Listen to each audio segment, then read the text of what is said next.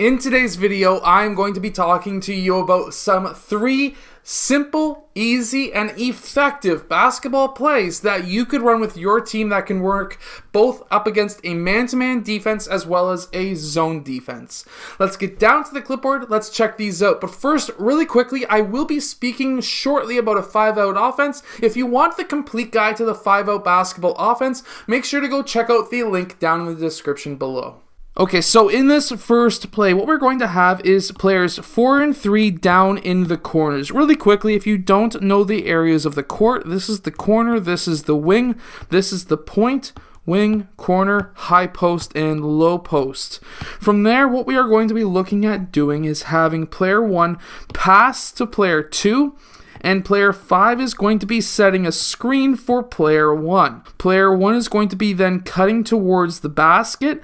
If he's open, hit him up with a pass. That'll be a nice, easy layup. However, if that's not open, player 1 was able to get around.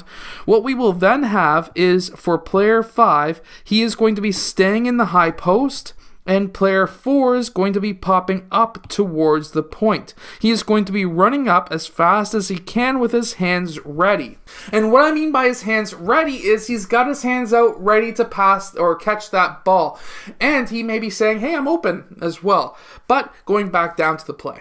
Once player 4 gets up top, we're going to be also at the same time having player 1 pop out towards the wing. Why is this important? Well, now we're going to have player 2 pass to player 4, and we're going to have the exact opposite happen, where we're going to have player 5 this time setting a screen for player 2, and player 2 is going to be then cutting towards the basket. Of course, if he's open, hit him up with a pass. It may be an easy basket. Now, from there, we're also going to be still having player 3 pop up towards the point and player 2 cycling out towards the corner.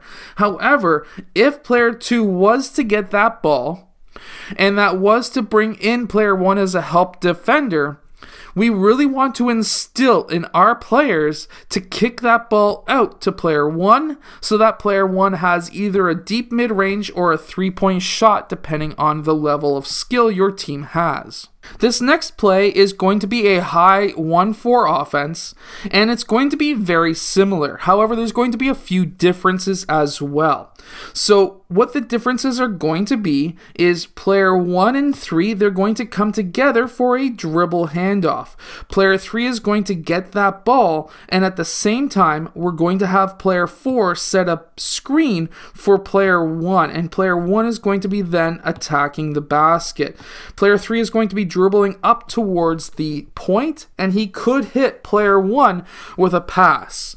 Now, if this is not an option and we are unable to get player 1 that ball, or player 3 is unable to take the 3-point shot, what we can now have is player 4 is going to fill out the wing, and player 1 is going to be now in the high post.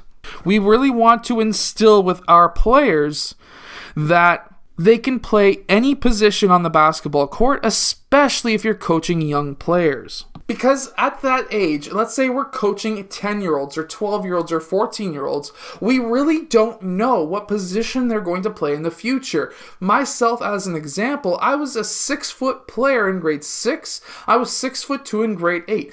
I was a legit center, and I could score on anybody.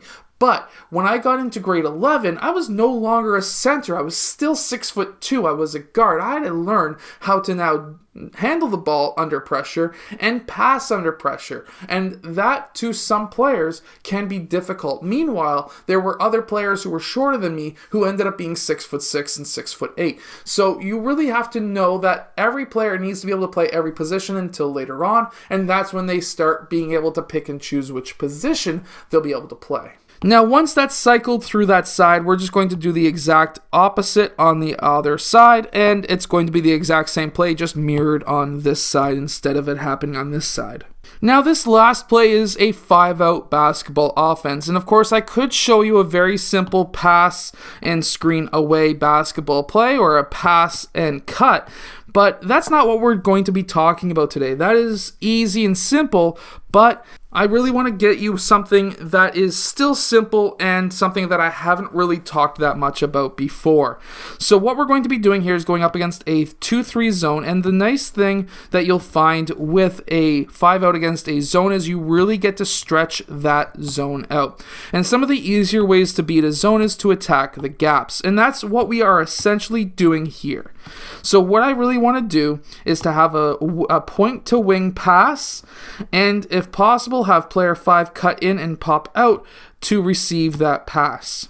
When we make that pass, what I want to see happen is for player 5 to attack that gap, which will collapse players 1 and potentially players 4. When this happens, at the same time, I want to see player 4 attacking the high post, and I want to see player 2 attacking the low post. Why is this important? Well, if we can get player 5 to be now guarding essentially 2 players, especially if player 4 is popped up, what we want to see happen now is, because now player 3 is in the low post, we could have a quick pass to player 4 for a floater.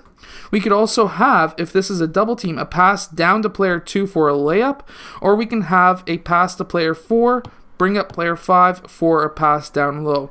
There's a couple of different options, but for this, there's no specific play. It's just attacking the gaps and trying to find the open man, reading the defense and reacting to it.